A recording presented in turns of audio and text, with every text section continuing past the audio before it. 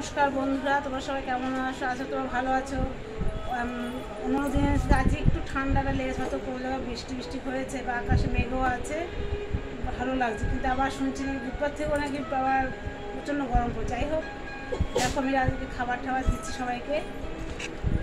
দেখো তোমার দাদা খেতে বসেছে, এই দেখো খেতে বসেছে, তাকে খাবার দেখো। এইটা আছে, দেখো এইটা আছে তোমার কচুর শাক, কাবলি ছোলাতে কচুর শাক বানানো হয়েছে।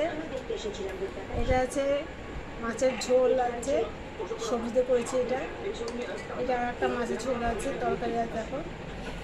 আর এটা আছে শাক ভাজা আছে, আর সঙ্গে তো ওই যে লেবু দিয়েছি, দাদাভাইকে লেবু দিয়েছি, তাতে লেবু আমাদেরও লেবু আছে। দেখতে থাকো ভিডিওটা। দেখো বন্ধুরা, এই দেখো সব ভাত মেখে দিচ্ছে, এই দেখো ভাত, এই দেখো ভাত দেখো মেখে দিতে হচ্ছে। কারণ মেয়ে আজ পড়তে যায়নি, ওর শরীরটা ভালো নেই, আর ছেলে পড়তেও আসতে 10:30টা বাজবে, তখন আমি ও একসঙ্গে ভাত খাবো। ওদের তিনজনকে ভাত দিয়ে দিলাম, রাত হয়ে যাচ্ছে, বসে থাকলে আমার হবে না।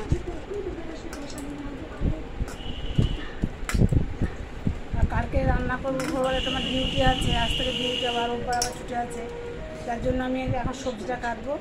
দেখো সবজি, কালকে সবজিটা কী কী রান্না করবো। ভোরবেলায় উঠবো, সেই উঠি সে 4টের সময় উঠি, প্রতি রেগুলার 4টের সময় উঠে যাই, 4টে 3টে কোনো আমাদের যেতে হবে না, রান্না বান্না করে নিয়ে দিতে হবে।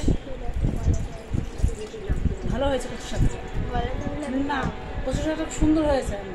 কচু শাক আমি খেতে পারবো না। কেন? বারণ আছে না, কচু খাওয়া বারণ আছে। এটা তো কচু। যাও না,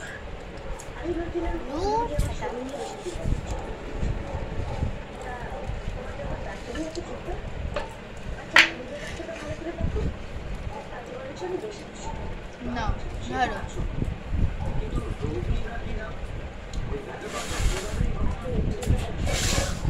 কাঁচা কোনো তরকারি খাবি?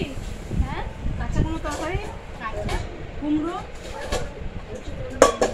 না কচু শাক তো। এই দেখো ডাটা আমি শুক্তো বানাবো। এই দেখো